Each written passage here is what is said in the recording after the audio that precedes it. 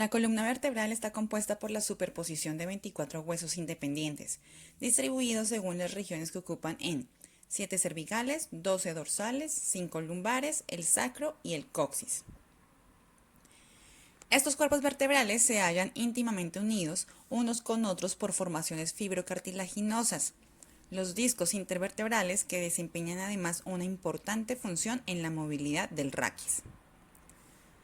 Al observarse la columna vertebral de perfil, se aprecia una curva cervical y otra lumbar, ambas de convexidad anterior y dos curvas de convexidad posterior, la dorsal y la sacrocoxigia.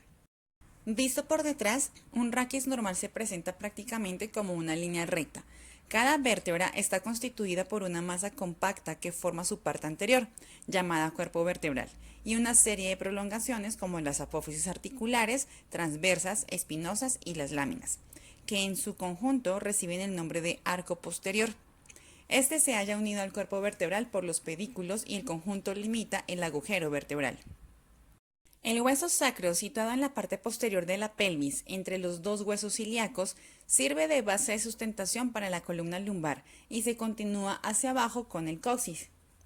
Su dirección, de arriba a abajo y de adelante a atrás, determina con la quinta vértebra lumbar un ángulo de vértice anterior, conocido con el nombre de ángulo promontorio.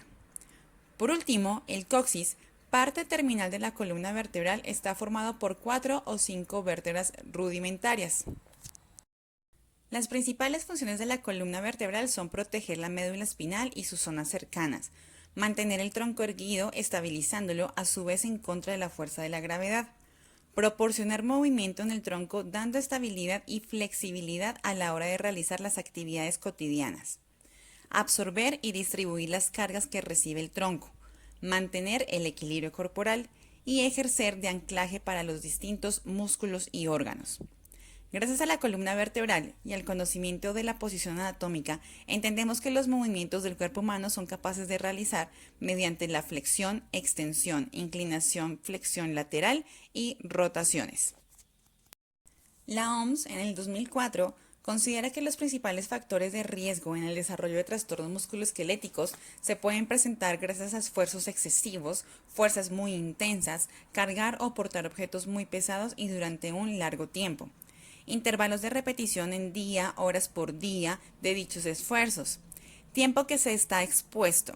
Posturas, según las torsiones o flexiones del tronco, son las que tienen un mayor riesgo de producir dolores y afecciones lumbares. Aquellos accidentes, inactividad muscular durante los trabajos rutinarios como el colegio, el trabajo, entre otras, así como vibraciones y las altas temperaturas. Factores psicosociales. Escaso apoyo social, sentirse ansioso por estar presente en un lugar específico, las incomodidades. La incidencia de las alteraciones posturales en la infancia es cada vez mayor, debido a factores externos, internos y culturales que dan lugar a complicaciones a nivel muscular, esquelético y articular. Dentro del grupo de alteraciones del aparato locomotor, una de las desviaciones más importantes en las que nos encontramos y que repercuten en la salud de las personas de manera importante, además de ser una causa más frecuente de consulta en cuanto a patología de columna, es cifosis, escoliosis e hiperlordosis. La cifosis es la deformación más frecuente de la columna vertebral. El origen de la palabra procede de un vocablo griego que significa bóveda, convexidad.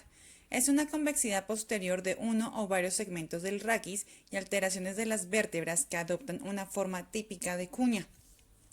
En la cifosis, el núcleo se desplaza hacia atrás, se produce una separación en la parte posterior de los cuerpos vertebrales y una aproximación de la parte anterior, originando una distribución desigual de la presión intradiscal. Aumenta la presión en los bordes anteriores de los cuerpos y los discos y disminuye en los bordes posteriores de los mismos.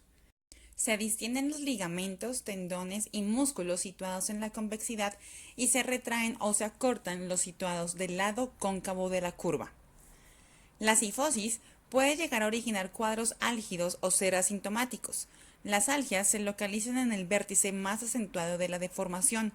Esta deformación aparece aislada o en combinación con otras deformaciones como son la lordosis y la escoliosis.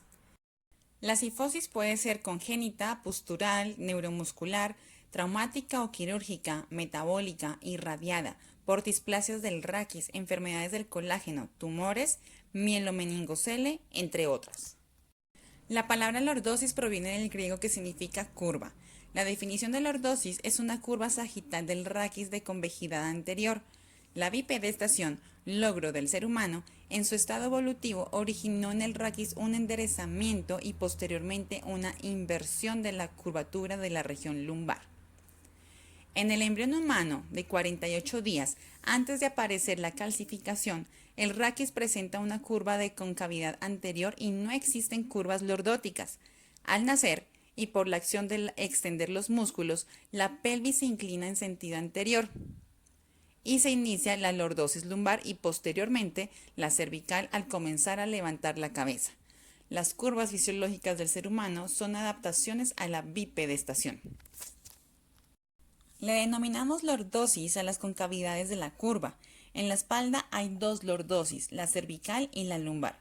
Cuando estas curvas están muy acentuadas se les denominan hiperlordosis y se distinguen hiperlordosis mecánicas, con desequilibrio pélvico hacia adelante, la anteversión, y con desequilibrio pélvico combinado con desplazamiento hacia atrás de la columna lumbar y sacro.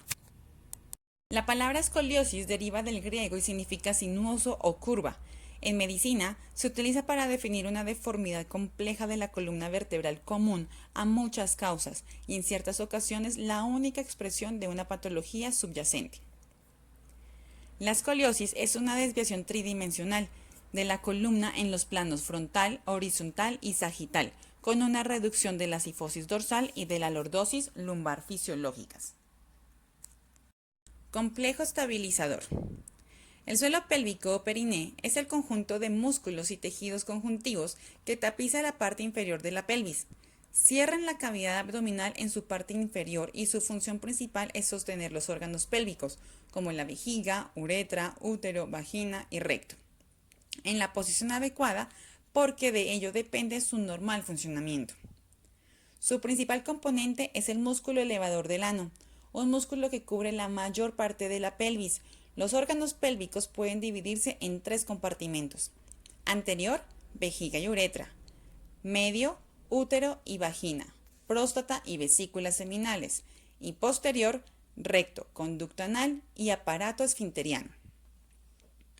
Por lo tanto, constituyen esos músculos que se encuentran entre el pubis y el coxis, alrededor de la vulva y el ano, y además se sitúan en dos planos.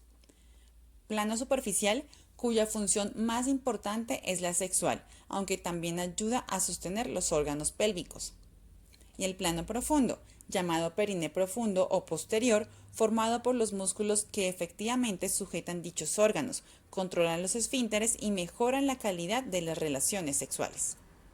En funciones destacadas tenemos: función de continencia. El suelo pélvico controla los esfínteres para una correcta micción y defecación. Función sexual. Unos músculos perineales tonificados mejoran la calidad de las relaciones sexuales. Función reproductiva. El periné es el último obstáculo que debe salvar la cabeza del bebé. Ayuda a que su cabeza rote y produce una contracción refleja en el útero que provoca a la embarazada un deseo de empujar. Y función de sostén. El perineo sostiene la vejiga, el útero, la vagina y el recto. El core y el músculo transverso tienen muchos beneficios sobre la estabilidad del cuerpo y sobre el suelo pélvico. Por eso es importante entrenar estos músculos eficazmente sin perjudicar el suelo pélvico. En el tratamiento de este suelo pélvico, en la prevención y rehabilitación de este conjunto de estructuras de músculos que ocupan la parte inferior de la pelvis, tiene una función muy importante el músculo transverso del abdomen.